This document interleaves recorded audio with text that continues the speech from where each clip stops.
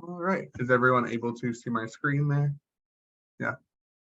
Yes. Okay, perfect. Thank you. So welcome everybody again. If you haven't already, continue putting your names in the chat there. It looks like a lot of you did that and we appreciate it. So welcome to the February PAPREN Parks and Green Space Work Group meeting. Again, putting your names in the chat if you haven't already. We're going to start like we always do, introducing our work co-chairs here, starting with Dr. Rich. If you want to jump on and say hi. Hello, everybody. Thanks for joining the call this month. Name's Rich Christiana from Appalachian State University. And then next to introduce herself is Jeanette Gustat. Hi, everybody. Jeanette Gustat, Tulane University, School of Public Health and Tropical Medicine. And last but not least, Dr. Sandy Slater. Hi, Sandy here. I'm at Concordia University and I'm the director of our undergraduate public health program. Awesome. Thanks, everybody. So I'm going to go ahead and just set the meeting agenda here for you today. We're going to start with our presentation from Adam, who will be introduced here in a second, followed by a quick Q&A. If there are any questions, we'll see how long that goes. Then we'll do some project updates, some new project proposals, if there are any. We'll have a little bit of an open mic, and then we'll talk about next meetings and presentations at the end there. So I'm going to go ahead and jump over to, give it over to Jeanette, and she's going to introduce our speaker for us today. Okay, thanks, Andy. I'm so glad to have Adam here today. Adam Meyerson is the founder and executive director of FitLot. He attended Loyola University, and FitLot was launched out of one of the social innovator hubs that we had here. And that was 2013. And he's then since teamed up with AARP to put his fitness parks, which he's going to talk about today, he's teamed up with AARP to put fitness parks all around the United States. And I guess Puerto Rico and Virgin Islands, didn't know about that, but that's super exciting as well. And so he's going to be talking about his outdoor fitness parks. I've known Adam for a long time, and we've worked together and seen each other through different community organizations that we participate in. So thank you so much, Adam, for participating and speaking to us today. Of course, and thank you for having me. I'm actually really excited to share what we've been working on, and I'm planning to leave plenty of time for questions, and I'm really curious to hear all of your perspective and honestly advice. I'm going to kind of share what we've been doing, and I'd love to hear your input.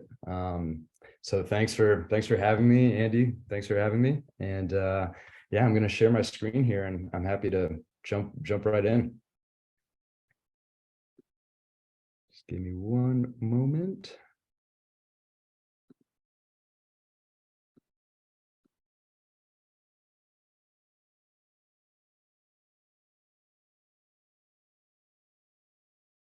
Okay.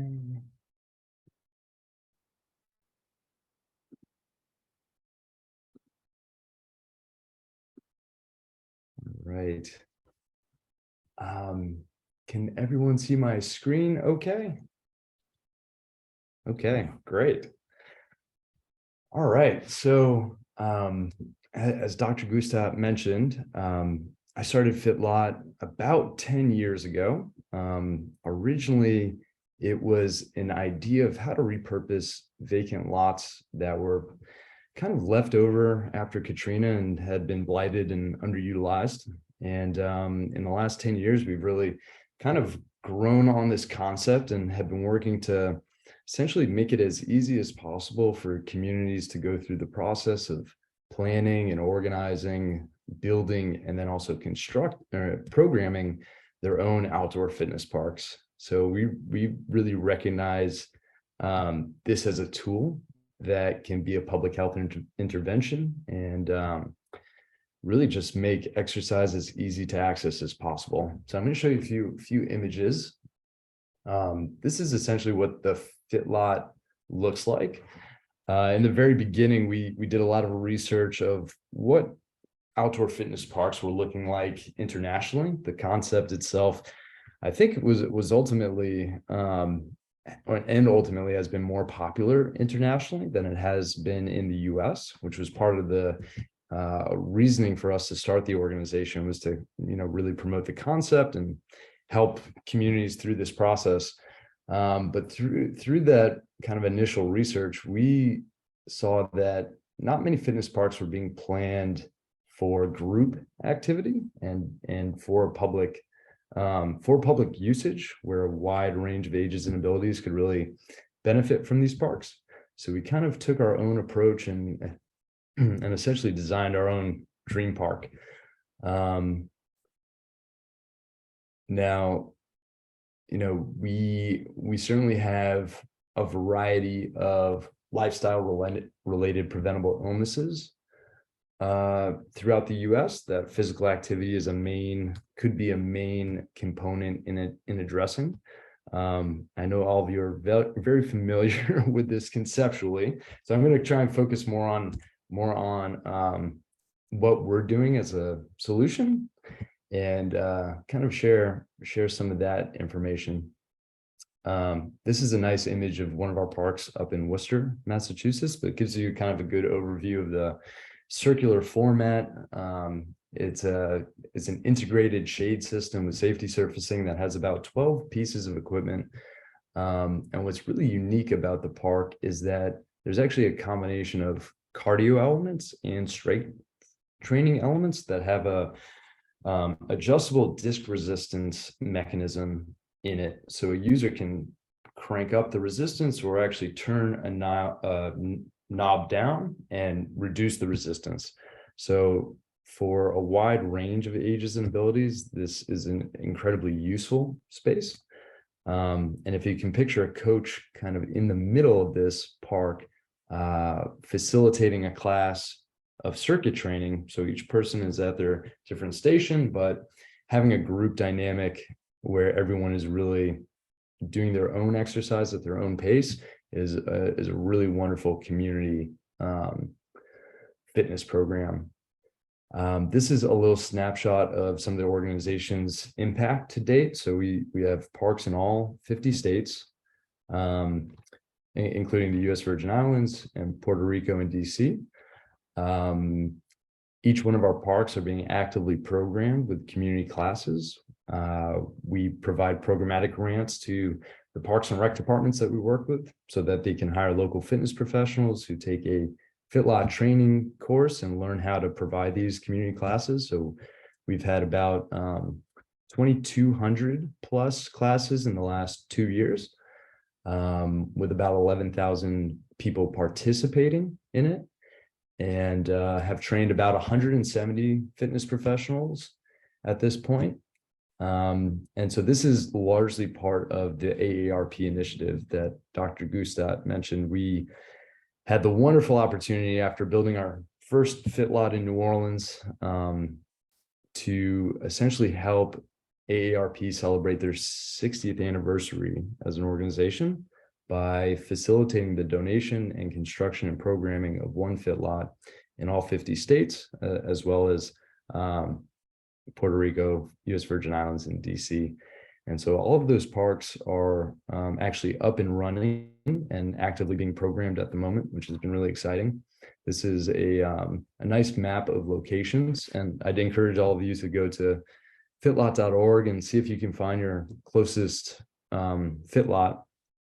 And as the weather warms up, classes should be starting. So if you click on any of these pins, you can go to a landing page which has more information about each park and a registration page to sign up for the next round of classes.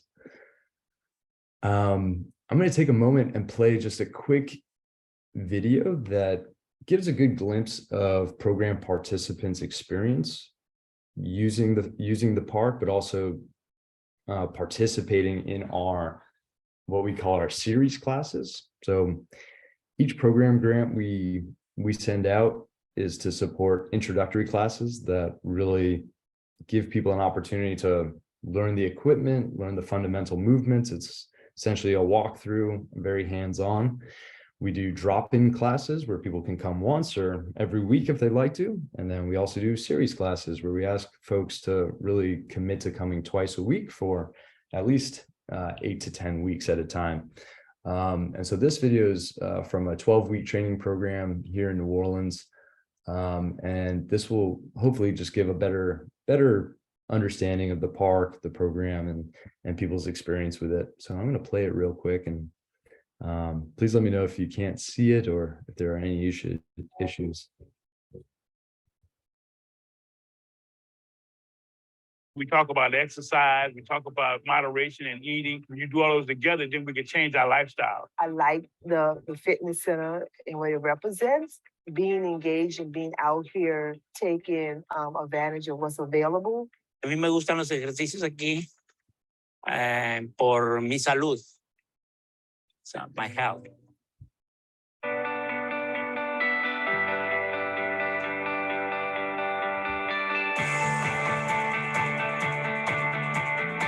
Start here in the air and you just push forward. My name is Trennis Mosley and I'm a FitLot neighborhood coach. I'm certified as a personal trainer, but my niche is older individuals. You have somebody out here showing you how to use it and coaching you along the way. These people are experts. I like them so much because they show you how to exercise and what muscles to use and why. You know, I've always wanted to get with a trainer, so this has worked out well. I just enjoy the whole experience because I'm living what I'm preaching to other people to exercise, get rest, and eat better. You know, they came with a little bit of interpretation in the beginning, and now they're a family. They know each other's names. We walked up here, we didn't know each other. We're a team now. It's been very beneficial for me. I can write my training programs based on the equipment that's here, and you can divide it into sections. You can do heart rate, you can do strength training. I had a stroke like 5 years ago, and my left side went out, and my left hand totally took a year to come back. Coming out here doing the range of motion exercises that we do, I think I can button my shirts better, so it has really helped me out. It's really been a positive effect on my body and stuff like that. There's always modification. No matter what somebody else is doing, you're coming here for your own workout, and there's always qualified coaches that can help you to adjust and to do what's in your capabilities. If you're an older adult, if you exercise and get in shape, you can actually feel 20 years younger. It's important that our quality of life, as well as quantity of life, can be enhanced with exercise. My mobility has improved more than 50% since I started. This outdoor FitLot has had me using muscles that I had not been using, so it's really, really been good. When we first started, when we did the row machine, I only could do 20 within the 40 seconds. Now I'm up to 40. About a month ago, I would actually have to get in a grocery store cart to do my grocery shopping. The progress I'm making really is, I can't say enough about it. It's life-changing.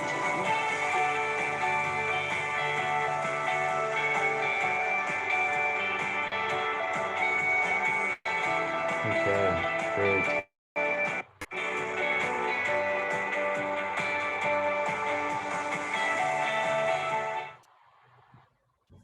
So I love being able to share people's actual experience with the program. I think Dr. Gustav probably saw a lot of familiar faces. This was a wonderful group to work with. Mr. Derek, who you saw in the red shirt, he is just, his health has improved so much over the last few years. It's really remarkable. We did a small research study on the on baseline health measurements and fitness levels in the beginning as well as the end that actually Dr. Gustav helped facilitate.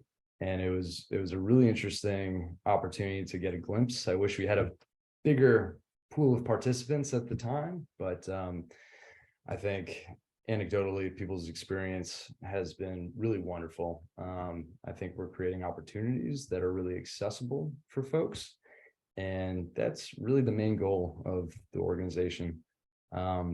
We hope to see more fitness parks and exercise spaces next to playgrounds over the coming years to where it feels common and expected to see exercise equipment and a space dedicated for adults to be doing strength training and be active in most public parks and green spaces. And I think if we look at kind of the trend playgrounds have taken over the last 60 years, and just how incredibly commonplace they are at this point, I think we're going to see that for fitness equipment and these types of fitness spaces over the next 50 years as well.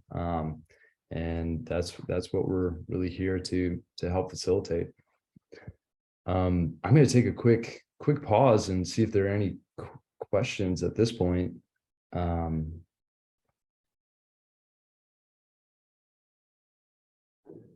Sure. I was going to suggest, I know Andy was working on some ways that you're thinking about systematically evaluating people all across the United States. And I didn't know if you want to talk about that, or maybe you're going to get to it. So if I'm jumping the gun, then I'm sorry. Yeah, no. I am happy to talk about that. So we've been wanting to get a better understanding of everyone's experience with this program. And so Andy and I have been working probably the better part of the last 6 months on a survey methodology for pre-participation as well as post-program participation. And it will be self-reported information, but should give us a better understanding of people's experience, their whether or not they're seeing improvements in their physical mobility and levels of activity. And we are planning to share that across all 50 cities that are actively programming parks at the moment. So that's going to be launching this spring, which we're really excited about. It should give us a much better glimpse. And Andy, if there's anything you'd like to add to that, please feel free. Andy did the lion's share of the heavy lifting for this. Yeah, so we just really wanted to kind of get people's perceptions on how they were feeling too. So a lot of the surveys we included aspects like safety and things that Adam and his team can use too for like fitness instructor perceptions and things like that. So I think it's really going to impact these communities and really help Adam get some insight into these programs to improve them and hopefully keep seeing that increase in people's abilities grow and such. Mm-hmm. I saw Bola had raised her hand. Is that, I don't know if you still have a question, Bola. Well, I love Adam, this FitLot. We have something similar downtown Tampa, and I never even thought of the fact that somebody created it and it can be implemented all over, which is obviously your plan. So my question really is I know you said that you're going to be launching everything in spring to share with all 50 states. Is that going to include people wanting to partner with you so they can have them in their communities? Yeah, that's a great question. And Bola, we have our first park out in New Orleans was built in St. Pete, Florida. So that was a pretty special project for me.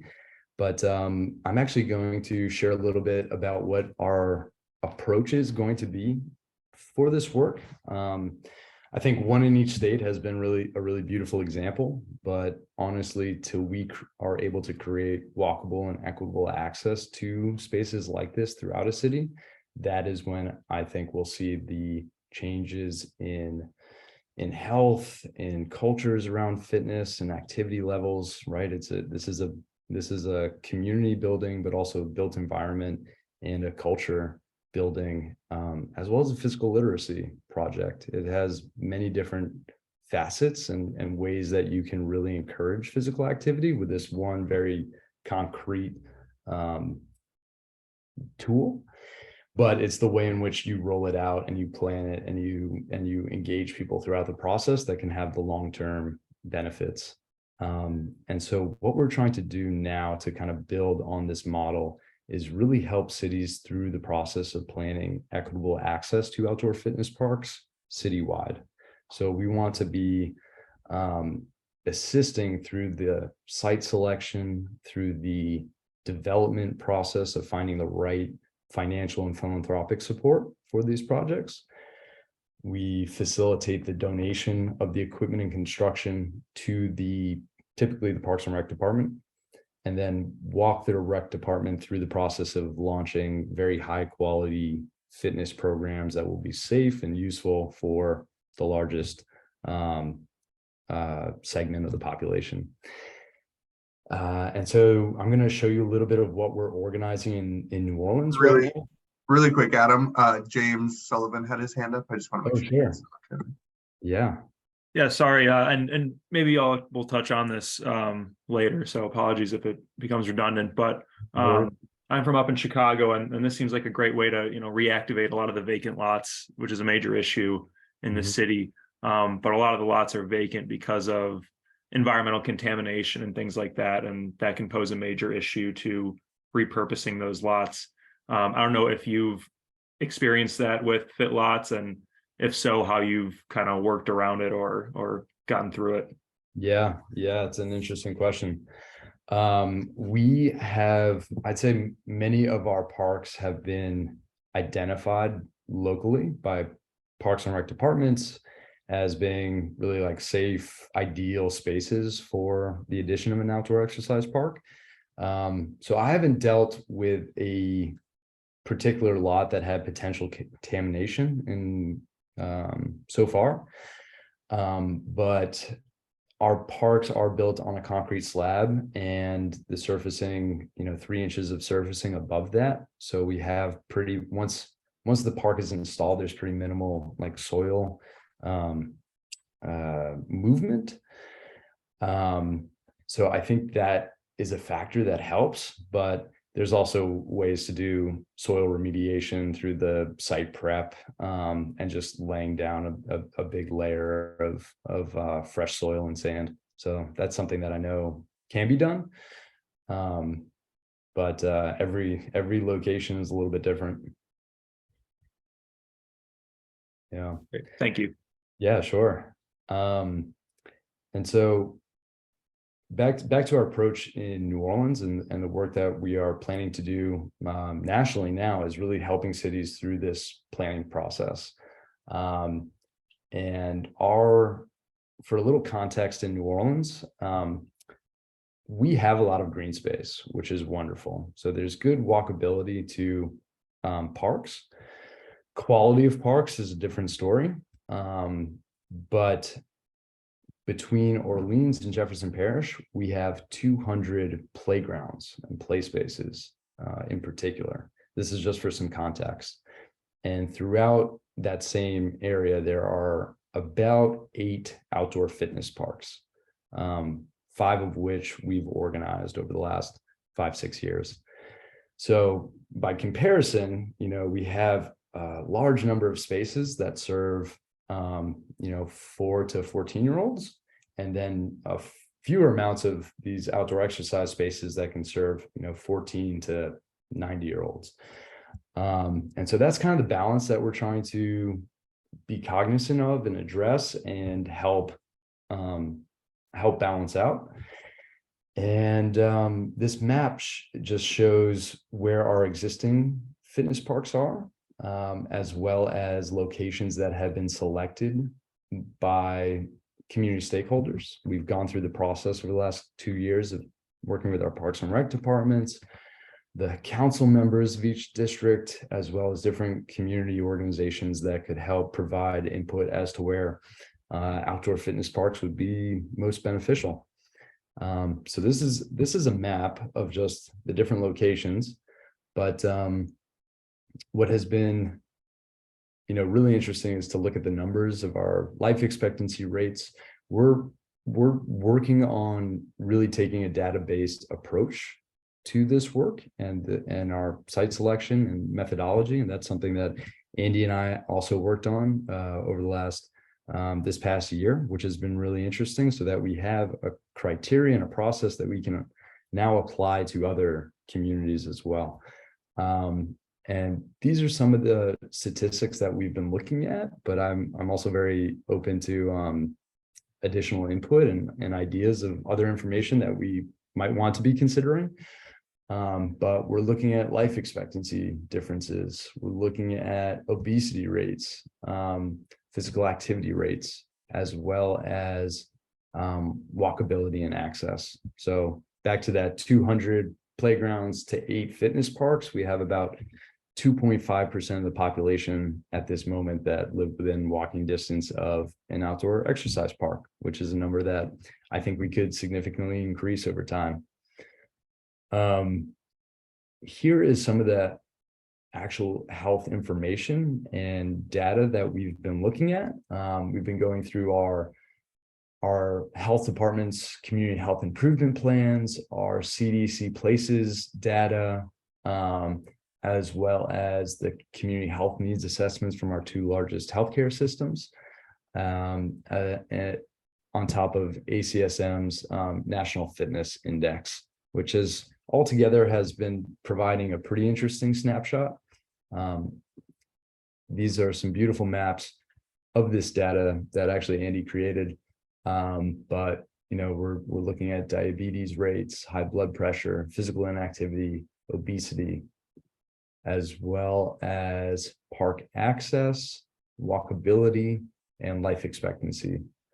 And I think for the sake of time, if you have time to really look at how these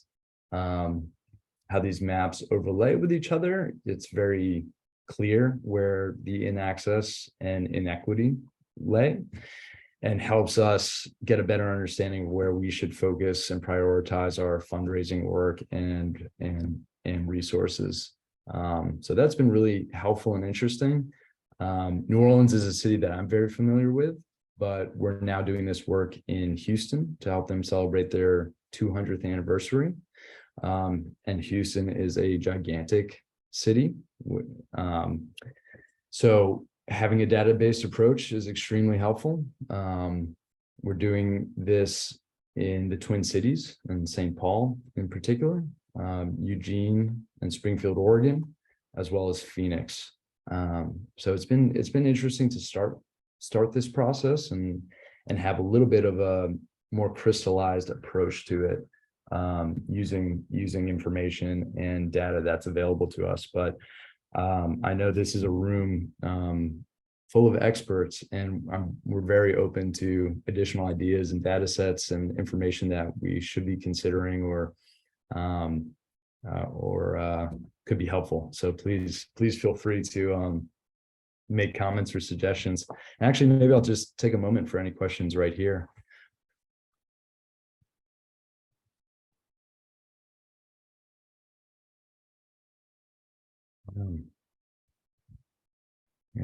Any questions?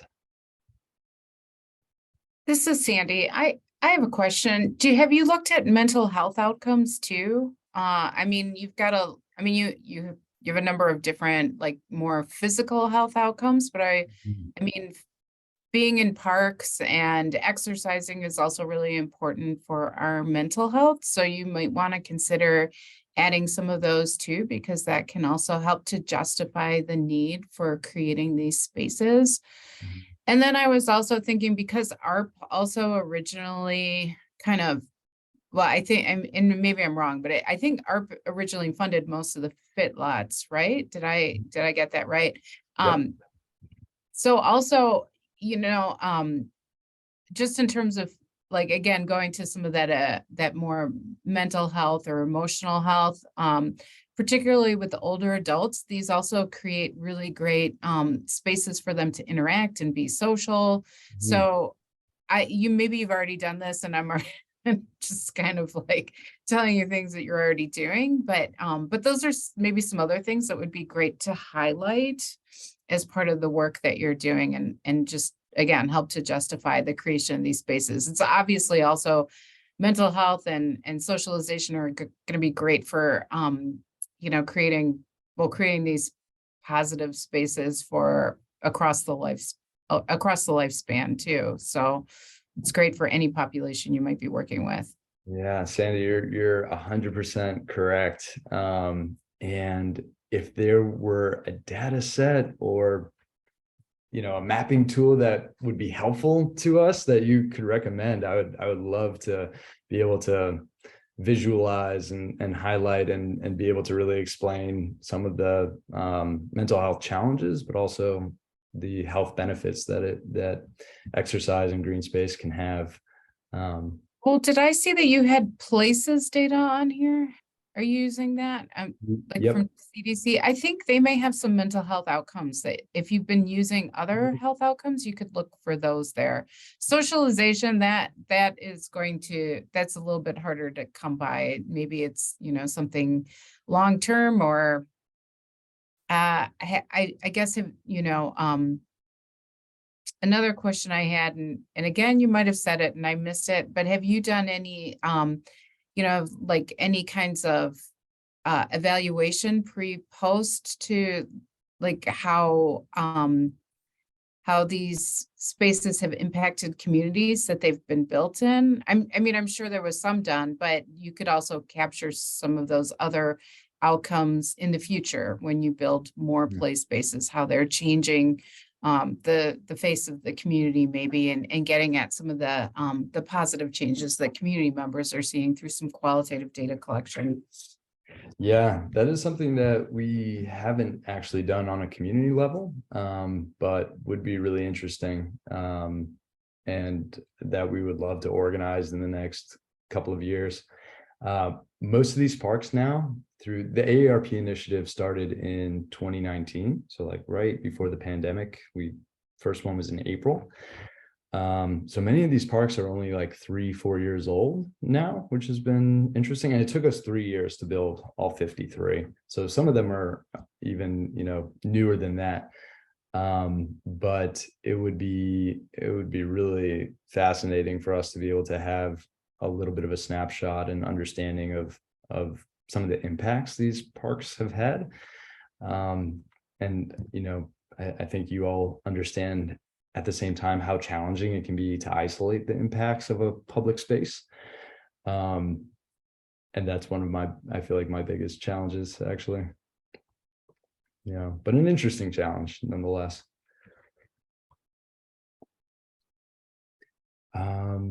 Any other questions about some of the health data that we're looking at?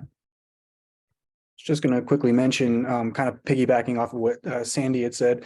It seems like, what the FitLots are really doing too is kind of a very specific type of physical activity. So even though older adults may be may meet some of the MVPA, moderate to vigorous physical activity aerobic component of the guidelines, most are really not getting where most adults in general across the age spectrum really lack is in the muscular strength and endurance, 2 days of muscle strength and endurance type of activities.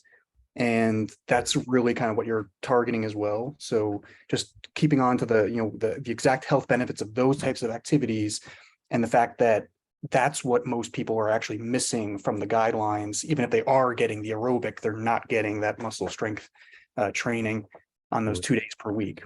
Right. But, yeah, it's so interesting.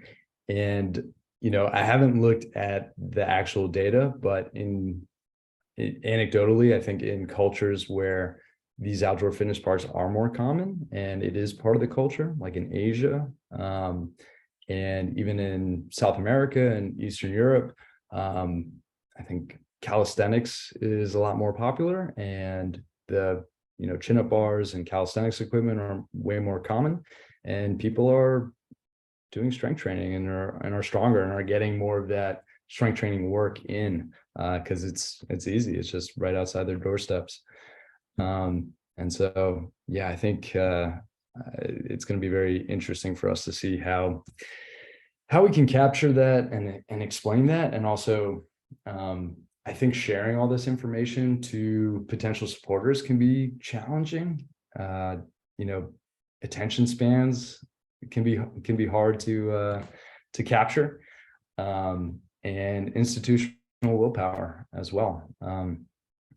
Our big goal and dream is to really connect these parks to public healthcare systems. So from the development and philanthropic support standpoint, our main priority is to work to get local healthcare systems involved in supporting these projects so that they have an opportunity to really see these parks and public spaces as a part of the public health infrastructure of a city. I think it gives an opportunity to further connect healthcare to recreation departments and parks, which is really one of a city's best resources to improve public health. And so we've been really focusing on how to align those goals and engage healthcare providers in this work. We've had some success locally with LCMC, our kind of university medical system, sponsoring a few parks over this past summer, which has been really nice. So we're kind of now working on figuring out how do they refer patients out to these programs? How do you connect what's happening inside the hospital with where patients are actually living and spending all of their time? And so if we're able to do that here and for other cities, I see real potential for fitness prescriptions to happen down the road. I know we have somebody from Parks RX in this group, which is really exciting for me. I think fitness prescriptions, I'm hoping it's something that becomes more commonplace in the next 10 years. But I do think that having really safe, dependable spaces that physicians know and understand what's included, what is part of this park and program that they can confidently refer patients to, could be kind of a major connection. So that's a big goal for us, and something that we're really hoping to accomplish. Any other questions or comments? Yeah, I just want to highlight some comments here that were made in the chat quick for you, Adam. Sure. So James Sullivan said that the Trust for Public Land Park Serve data has some mental health and physical activity data layers. I know that is something we looked at briefly when we were making those maps, so might be interested in looking in that a little bit more. Yeah. Dr. Gustat said, oh, it just went away. I could see interviews with a variety of city officials, parks, folks, and nonprofit organizations that might be able to comment on the larger community. If you're looking at more of that community survey aspect type. And then Dr. Christiana said, I would say aspects of fall prevention might be something to look at with this target population. There's a lot of money in fall prevention among older adults. And he says, by money, I mean grant funding. So thank you for the clarification there. Yeah. These are great comments. Yeah, fall prevention is a huge aspect of our programs and just this type of circuit training and strength training and the equipment and surfacing that we're using, which has been really interesting. I think a lot of people have been mistaking our parks to be designed for older adults because of the AARP branding, but they've really been designed for all ages, which has been very fun. And here I have just a few details about the actual park and equipment itself.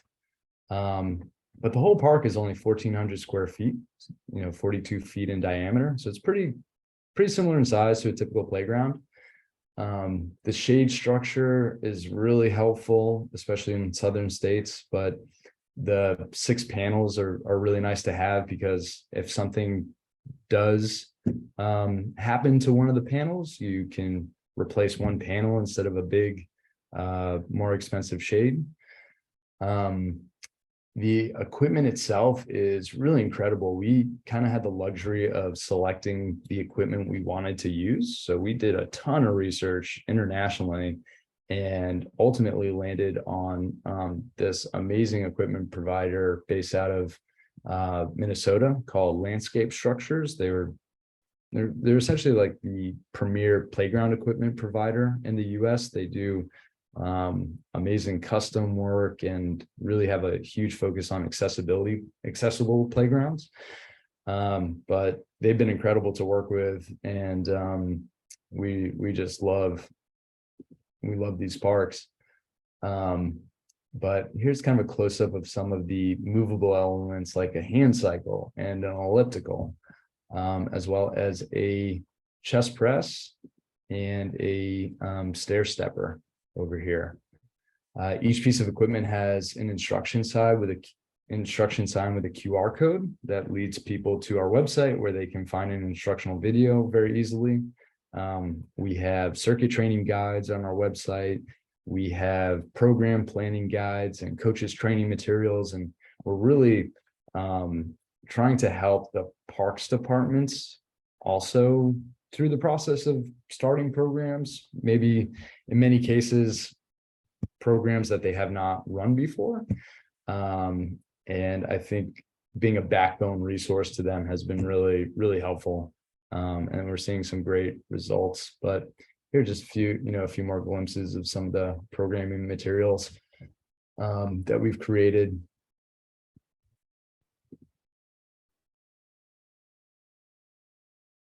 Something pretty unique is that each upright beam has an attachment point for resistance bands at ankle, waist, and shoulder height.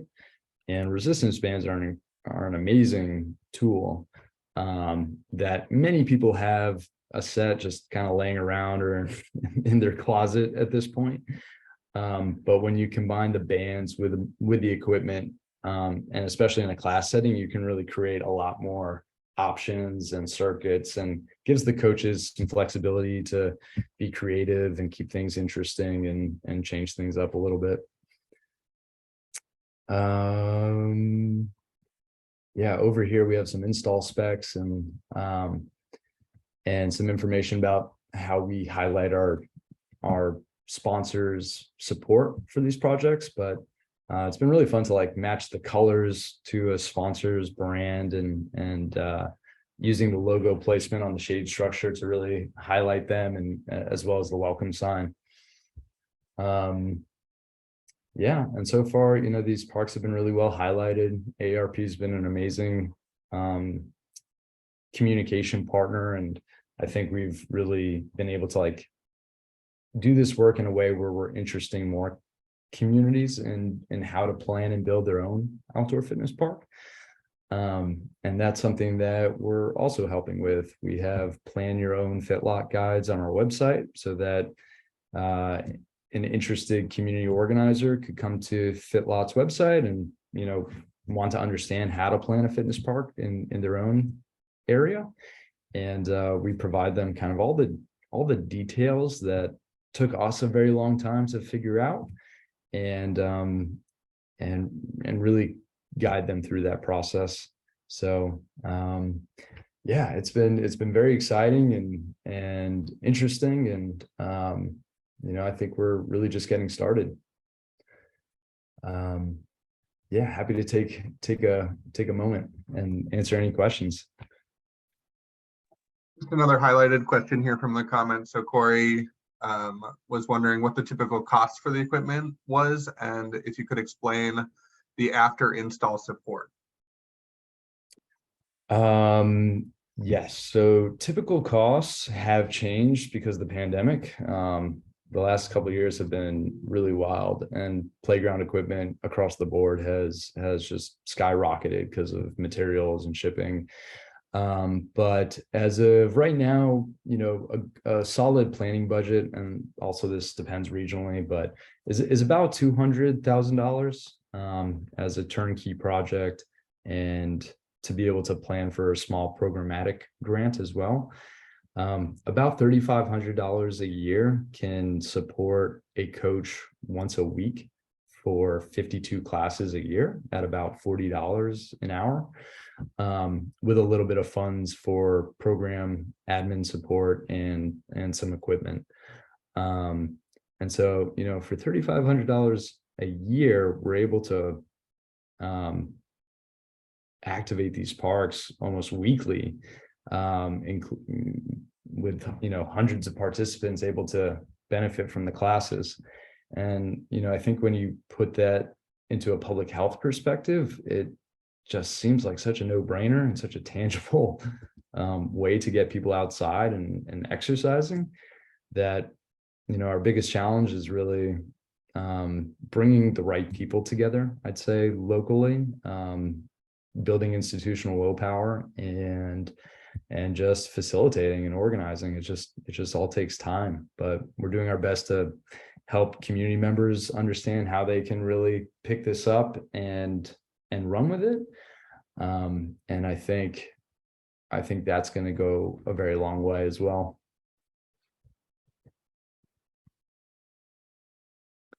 And I know we're kind of running towards the end of our time. So I'll just wrap up by just showing these last some of our local partners. And my contact information is right up here. Please, I would love to hear from any of you about our work or any questions. And these are just some examples of different parks and different communities that they've been implemented in, which I think is kind of a fun glimpse to see just kind of the different locations and types of areas these parks can be used. Yep. Awesome. Well, thank you, Adam, so much for presenting for us today. I'm going to bring up my slides here again, if you would. Sure. And you're sharing. Thank you. Yeah, thank you all. Yeah, and you're totally welcome to stay for the rest of the meeting if you'd like to. Otherwise, you can go ahead.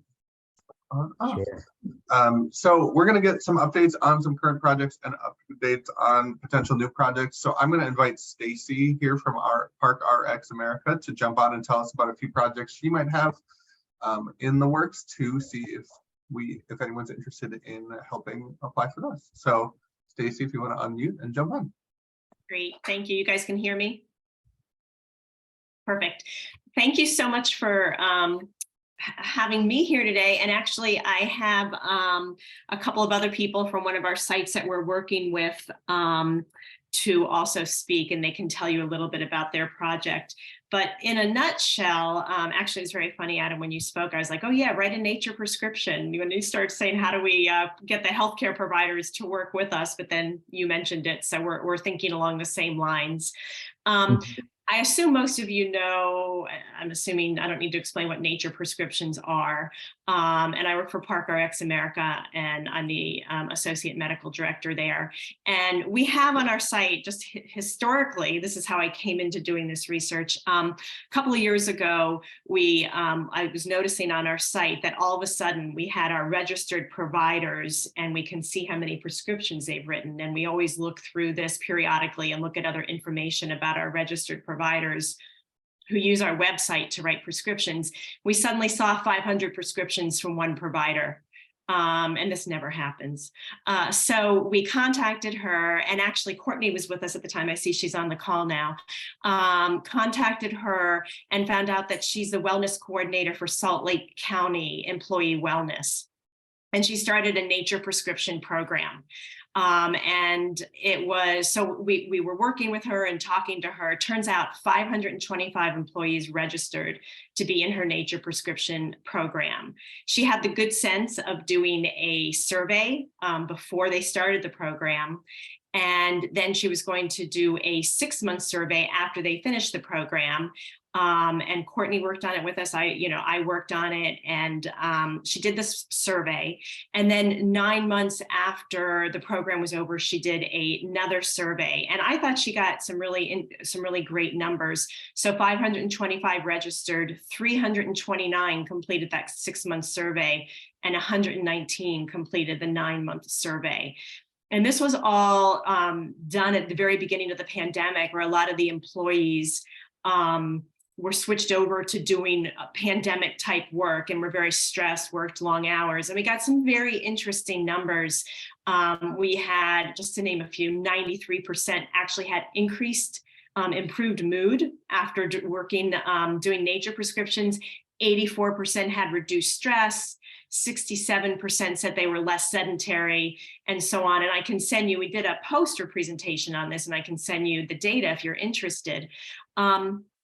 and she did a second, she's actually done a third round now of nature prescriptions, and we've gotten very similar and great results. And so this is her program. And then we have, and this is, I'm gonna let Haley and Emily talk in a minute. Haley and Emily started an employee wellness program in Virginia in their county. The thing about Sadie, we met Rich is the reason we're on today. And we've been talking a lot and working with Rich on this. The issue is we didn't start this out as a research project. We just happened to notice all this data, all this incredible data and wonderful data that we've gotten. And so one thing is we never got approval to use the survey for research data. And so I think Rich is working with us right now to try to do that. We also don't know about the quality of the questions and the strength of the questions.